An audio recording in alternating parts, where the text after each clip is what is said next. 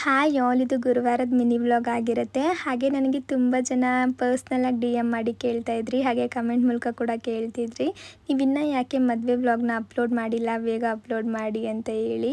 ನಾನು ಮದುವೆ ಎಲ್ಲ ಮುಗಿಸ್ಕೊಂಡು ನಾವು ಬೆಂಗಳೂರಿಗೆ ಬಂದುಬಿಟ್ಟು ಅದಾದಮೇಲೆ ಮತ್ತೆ ಬೀಗ್ರೂಟಕ್ಕೆ ಅಂತೇಳಿ ಇನ್ನೊಂದು ಸಲ ಊರಿಗೆ ಹೋಗಿದ್ದು. ಹಾಗಾಗಿ ಊರಿಗೆ ಹೋಗೋ ಬರೋ ಮಧ್ಯದಲ್ಲಿ ನನಗೆ ವಿಡಿಯೋನ ಎಡಿಟ್ ಮಾಡಲಿಕ್ಕೆ ಟೈಮ್ ಸಿಗಲಿಲ್ಲ. ಸ್ವಲ್ಪ ವಿಡಿಯೋನ ಅಪ್ಲೋಡ್ ಮಾಡೋದು ಲೇಟ್ ಆಯಿತು.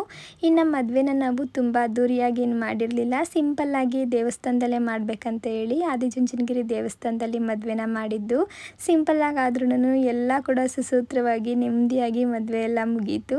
ಇನ್ನು ನಾವು ಮದುವೆ ಎಲ್ಲ ಮುಗಿಸ್ಕೊಂಡು ಅಪ್ಪಾಜಿ ಊರಿಗೆ ಹೋಗೋಣ ಅಂತ ಹೇಳಿ ಅಪ್ಪಾಜಿ ಊರಿಗೆ ಬಂದಿದ್ದು. ಇನ್ನು ನಮ್ಮ ಅಣ್ಣನ ಪಾಪು ಕೂಡ ನೋಡ್ಕೊಂಡು ಬರಬೇಕಿತ್ತು. ಹಾಗಾಗಿ ನಮ್ಮ ಅಣ್ಣನ ಪಾಪನೂ ಕೂಡ ನೋಡಿಕೊಂಡು ಊರಲ್ಲಿ ಸ್ವಲ್ಪ ಹೊತ್ತು ಟೈಮ್ ಸ್ಪೆಂಡ್ ಮಾಡಿ ಬೆಂಗಳೂರಿಗೆ ಹೊರಟು ಬಂದು.